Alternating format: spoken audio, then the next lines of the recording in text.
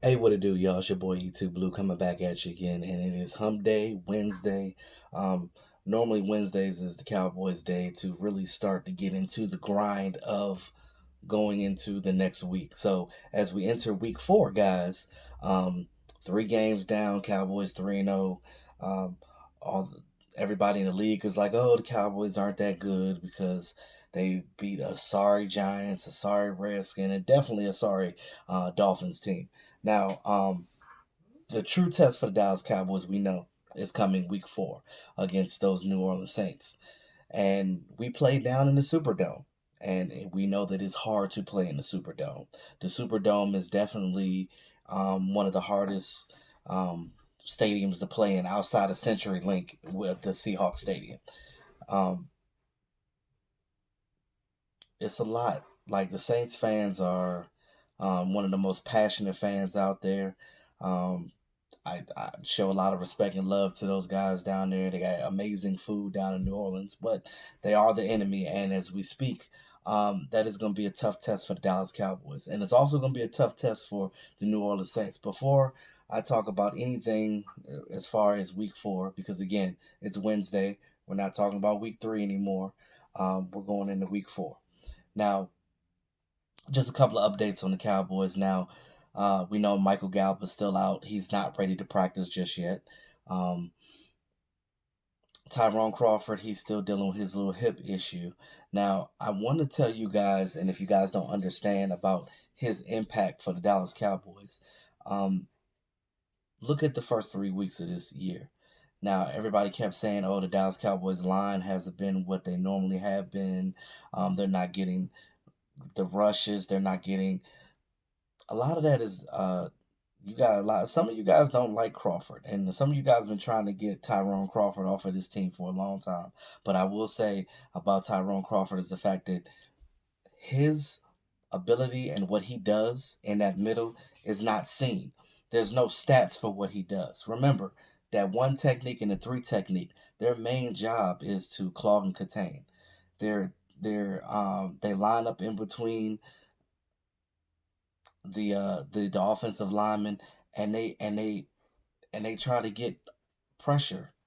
Now, again, when that pocket closes in, these D linemen, those interior linemen, their job is to basically hoard off the blocks so the ends can eat. So when the ends come in and they rush that quarterback, they have open lanes to get to the quarterback, or easier lanes, I should say, to get to the quarterback. Now, with a guy like Tyrone Crawford, that's what he does. And if you notice when he's in the game, and as opposed to when he hasn't been in the game this year, you notice a difference in that rush because D-Law can't eat as well. Um, Dorrance Armstrong can't eat as well. Kerry Hyder can't eat as well. Robert Quinn can't eat as well. So again, it is imperative that those guys in the middle, like Malik Collins and Tyrone Crawford, and Antoine Woods is still hurt, but Christian Covington, guys like that, getting inside to make sure that they are clogging and containing those offensive linemen and eating those blocks so those ends could be free. So that's pretty much basically what they do. And a lot of people don't realize that there's no stats for that. But that is the hard work that they put in to make sure that the pass rush is being completed and done the right way. Um, as I said, Antoine Woods, the human log, he's still injured too. He's still not back yet. We don't really know the timetable for that. They keep saying that, oh, he could practice now. But some of these guys are back, but they're not quite there. And you don't, the thing about these injuries, you don't want to push them. Like Michael Gallup. Michael Gallup killed the Saints last year. Having him on this field would be great if he was healthy, but I know the Saints are probably happy that Gallup is not playing, but I'll get into that as well. Now, you look at what we have right now with our injuries. Tavon Austin is back, so we can use him in the game as well. He practiced today, but more than likely not going to. Tyrone Crawford's not going to play. Antoine Woods is not going to play. So Christian Covington is going to take his spot. And he did pretty well. He had got injured in the last game a little bit, but he did come back. He did bat a ball in the Miami game. So we'll see what happens with that. Tristan Hill, he's probably going to get some more playing time. I love his first step off the ball. Once Tristan Hill gets acclimated with playing in the NFL, let me tell you guys, it's going to be a whole different ball game when it comes to him. He's gonna be out there just wreaking havoc on these guys. And I'm telling you, it's gonna be great. It's gonna be great, and it's gonna be something that we can rely on for years to come. Now, you look at what the Cowboys are building right now with these guys. You can't do nothing but be excited about that, and especially with D-Law. He's still dealing with his injuries and his shoulder and things of that nature from his torn labrum and the effects of that. But again, as these guys get back to form, things are going to get better. As the season progresses, things are going to get better, and that's pretty much what's going to happen. Now, I'm going to do my analysis at the end of the week on the keys to victory, like as I do every week with the New Orleans Saints. But I'm going to talk a little bit about those guys too before the end of this video. Now, Amari Cooper tweaked his ankle in practice. Now, people are like, "Oh my God, here we go." But again, it's precautionary reasons. They did a little quick MRI. It's really not anything to worry about. He just tweaked it a little bit. But they're going to sit him out and basically make him do skeleton runs and things of that nature to get ready for the game because we definitely need him out there. Now, you look going forward, even with the injuries that we have, we should still be able to sustain some type of some motion going forward with these Saints. Now, Luke Gifford, we've been looking for Luke Gifford to come back since he hurt himself in preseason when everybody was wondering, oh, did this young guy, this young undrafted guy, is he going to make the squad or whatever? He already solidified it with the way that he played in preseason before he got injured. So basically, that was an expensive interception because it cost him an injury that missed the first 3 games of the season. Now he's back on a limited basis. I don't know if he's going to play just yet this week, but again, they're probably going to take it slow with a guy like that because he's new to the NFL. So you don't want to just throw him out there like, here, guy, here's the Saints. So you kind of want to just make that a slow progression. Now, with Michael Gallup being out, that slides Randall Cobb into the second wide receiver group, and Tavon Austin. Now that he is back, he can play that slot that Randall Cobb normally plays. See, the thing about this wide receiver core that we didn't have last year and before is the fact that all of these guys can play pretty much all the positions. They can move around the X, the Y, the slot. They can do different things, and that is a great thing to be able to move your guys around because again, when you play a team like the Saints and you look at Sean Payton, now he just got his extension as a coach, so he ain't coming to Dallas, y'all. He's gonna stay with the New Orleans Saints no matter if Drew Brees is gonna be there or not. That's the bottom line. Now, you look at what Sean Payton is a very creative guy. The way that he uses personnel. I mean, they use their backup quarterback. Well, I guess was it Jason Hill? I guess their third string quarterback because Teddy Bridgewater's second string, but they use Hill like as if he's a tight end or a running back. They use him in the game, and it's crazy. I mean, they utilize every piece of personnel that they have on their team. Thank God that Linehan is gone because I would have been really afraid to play this game. And granted, I know we beat the Saints 13-10 last year, but that was a different time. And that was a home game for us. We are going to the Superdome. The Superdome is, like I said in the beginning of this video, is a hard place to play. So you look at, it's going to be all hands on deck. So even with the injuries that we do have depth on this team, but the thing that worries me is our defense. Our defense definitely needs to step it up. They need to play a little faster, and they need to don't miss tackles because you miss tackles in this game. Alvin Kamara is going to kill you.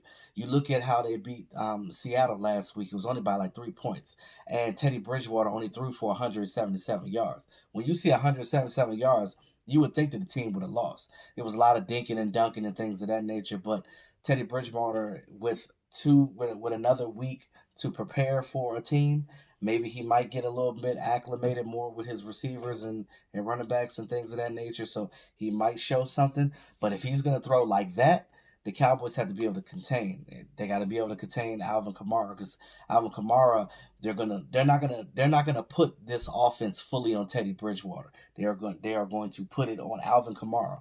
Now you got to be able to contain Alvin Kamara. Now we heard what Jerry Jones said in the offseason when we got Tony Pollard saying that, oh, Tony Pollard's like an Alvin Kamara. Well, if that's what you think, then the Cowboys are going to have to start using him like an Alvin Kamara. And I'm not talking about on no stupid jet sweeps and that we did with Lucky Whitehead, where it was just like a one trick pony. Now you see he got 103 yards last week. Him and Zeke both having those high numbers, but you're not going to run all over the Saints defense like that. Now, granted, they're not playing their best football right now as far as their defense, but they're damn sure better than the Dolphins right now. You got a lot of young, scrappy guys out there, and like I said, I'll talk a little bit more about them before the game this weekend. But again, this is a test. Even without Drew Brees, these guys are still a dynamic team. Their defense is thinking we just have to serve, and hold this ship down until Drew Brees get back. Now, people actually think the Cowboys are going to win this game, and I'm actually shocked that other people outside of fans think that. And I think that the Cowboys definitely could win this game too, but it's all on staying focused. If you come in this game like you did with the Dolphins, you're not going to win because and I know they're not going to have that same mindset because they definitely respect the Saints much more than they did the Dolphins because they know that we already know this Cowboy plays up to the level of a team or they play down to a level of the team. Now that ain't always a good thing, but you have to make sure that if you know that the team is right there with you or maybe a little bit better than you, you need to make sure that you play your ass off and go out there and do what you need to do. Period. Because again, what's going to happen is um, you're gonna lose. You're gonna lose every time, and you don't want to do that. Now with I mean, not Linehan. With Kellen Moore that we have now, he's a young guy. He's a young. Well, I called him the boy genius. He's definitely going to be a guy that um, is key for getting Dak to play the best of his ability as far as making the plays. And again, the way that the Dallas Cowboys play, we're definitely a tough team to beat too because even if you watch tape on us, we're just going to switch it up every week because we can run to open up the pass or pass to open up the run. Either way, we can do both great. And for the first time in a long time, we can do both great. um, Even Ezekiel Elliott said himself, Tony Pollard doing what he does helps me keep my legs and throughout this rough season because again, having a healthy Zeke in the playoffs is huge. So I think they're going to utilize Tony Pollard much more. It's going to be like having two Alvin Kamara's on the team. So this Sunday night game is definitely going to be dynamic. I think that it's going to be a lot of stuff. I was thinking about scores, and I was just thinking something other like 30-24 Cowboys. But it's going to be a close game. And the biggest thing is our defense definitely needs to stop Alvin Kamara, and they're going to utilize their whole playbook. They're going to utilize all their personnel, and from what I hear, Drew Brees is going to be on the sideline with a headset on, so he's going to be talking to Teddy Bridgewater, and he's going to be tipping Teddy Bridgewater on what he sees that our defense is doing, and he's going to try to tell Teddy Bridgewater to counteract what he thinks that we're doing. So again, even though Brees ain't on the field, he's still out there telling Teddy Bridgewater what he doing. And don't hate on Teddy Bridgewater. Teddy Bridgewater was a starter in this league when he got drafted to the Vikings. And he's a poised guy like Dak Prescott. It proves the way he went up there in Seattle. Granted, he only threw for 177 yards, but he didn't look like he was razzled. He didn't look like a guy with a deer with his looking in the headlights. He didn't look like Rosen did when we played the Dolphins. I mean, he looks like he can command the offense. He just needs to have that rapport with his offense. Now, once Teddy Bridgewater get used to his offense, well, that offense while Breeze is out, I hope he don't do it this week. But again, their team is still dangerous, and I think that on both ends of the spectrum, both of these teams are dynamic. So it's going to be a great game. So, like I said, I'll do my profile analysis for the game before the game, probably Saturday. So we'll see. I'm gonna do my video on that like I do every week, like I said, for my keys to victory. So I'll talk more about, get into their individual players on defense and offense and how we match up with them. And it's gonna be a good matchup, guys. I'm gonna tell you right now. So again, with our injuries and things of that nature, um, the guys that I named, they're not gonna be able to play, but these guys that we do have are gonna have to step up. These backups got to come out here. They got to do their thing. Oh yeah, one last thing before I end this video. People have been talking about our linebacker core with Jalen Smith and Leighton Vander Esch and saying that they took a step back and things of that nature. Um, I've been telling you guys this since Leighton Vander Esch got drafted. Um, the way that our linebacker core, again, they're young hybrid type of guys. They're not big linebackers that are going to take on blocks.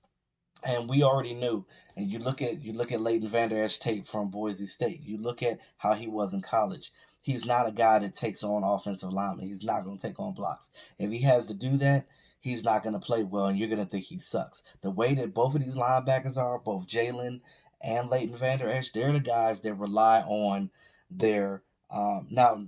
Jalen can rush too, and he's a blitzing type of linebacker, and that's a good thing. Now, but again, the way that these guys play is contingent upon how the defensive line rushes. So, our defensive line, how they're supposed to be, if they're doing their job up front and blocking these guys and making lanes, all the linebackers have to do is play sideline to sideline, um, watch the running back, get them, and then those short passes to the tight end, and check that box area is what it is. Um, so that's basically how I feel about that. So there's nothing wrong with Jalen. He ain't taking no step back. Neither is Leighton Vander Esch. Jalen Smith still had like I think 14 tackles or something like that. So I mean they're still tackling. But again, you have to realize the type of linebackers they are is really depending on how the defensive line is playing. If the hot boys are doing their job, the linebackers are going to play great. And if the linebackers are playing great, that back end, the purge squad is going to do what they do. So again, it works like a well-oiled machine. Everybody has to come in and do their job. That's pretty much what it is. Now, I'm sorry that it was long-winded, but I just felt like I needed to do that for this video. So again, happy hump day, y'all. We're halfway there. It's almost to the weekend. I'm excited about this game. It's going to be lit. So let me know what you guys think about the Saints and this matchup with them in the comment section below. Thanks again to all my subscribers. I appreciate you guys. If you're new to the channel, go ahead and hit that subscribe button. Hit that notification bell. Get your content from your boy. Like, share, subscribe. It's your boy E2 Blue. Always keeping it real. Talk to y'all soon.